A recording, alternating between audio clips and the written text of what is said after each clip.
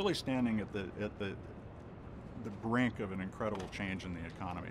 We finally have digested all of this digital technology for the first time and begun to reuse it as original material for something new. And that means that the way that we get things done is going to change, the way that we pay and gather taxes is going to change, because the nature of work and the nature of ownership, because of the sharing economy, is all in transition.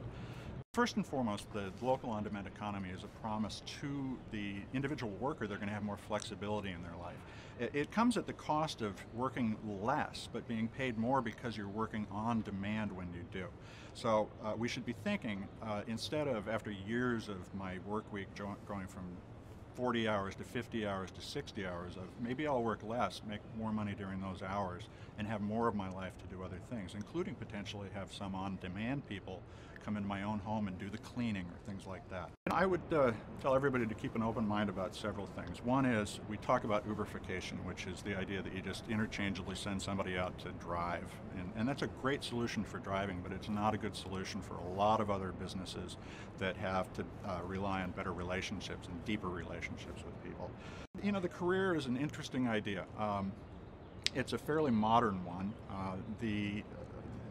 If you look at the life of Ben Franklin, I think that's the example I would point to. He had a career, we talk about it all the time, but he did not have one job throughout his life. He had dozens of different jobs, and he pieced together his living, which he was very successful at doing. And we should be thinking possibly about returning more to that model, having a portfolio of work that we work on, and being able to choose and switch from one thing to another, which is an incredible opportunity to synthesize knowledge from different areas of expertise. The other thing is that the consumer is going to have a great deal of control over the supply chain that serves them. They'll be able to look into it and be able to say, I have these conditions for purchase, and they may be a lot more elaborate than the conditions for purchase we have today.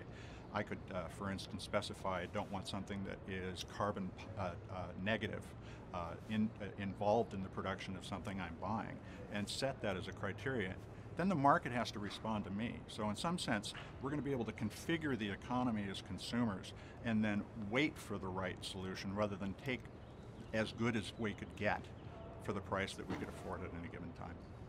So let's take the example of the laundry business. Just this past week, there was a $3.5 million investment in a company called Rinse. Rinse picks up your clothes, brings them to their washing partner, has them wash, and delivers them back. And I think they give you a cookie.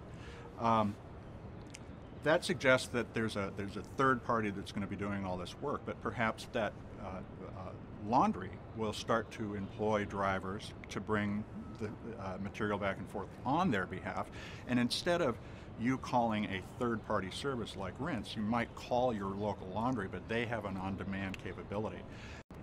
We're going to be challenged to give up on the idea of an insured livelihood, but we're going to be presented the opportunity to build much more diverse and potentially much more profitable livelihoods. We project that if you fully address the on-demand market just for household services, and if you did it this year, that's a $465 billion industry that doesn't exist today.